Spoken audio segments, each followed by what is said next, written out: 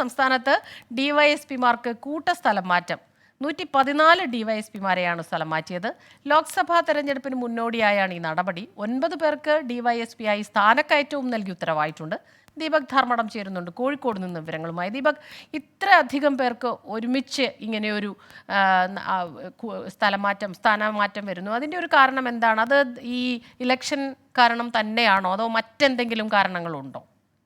സ്മിത, ഇത് തെരഞ്ഞെടുപ്പിന്റെ നോട്ടിഫിക്കേഷൻ ഇറങ്ങിക്കഴിഞ്ഞാൽ സാധാരണഗതിയിൽ നടപ്പിലാക്കേണ്ട, അല്ലെങ്കിൽ തെരഞ്ഞെടുപ്പ് കമ്മീഷന്റെ നിയന്ത്രണങ്ങൾക്ക് വിധേയമായി നടപ്പിലാക്കേണ്ട ഒരു സ്ഥലം മാറ്റം ആഭ്യന്തര വകുപ്പ് നേരത്തെ നടത്തുന്നു എന്നുള്ളത് മാത്രമാണ്.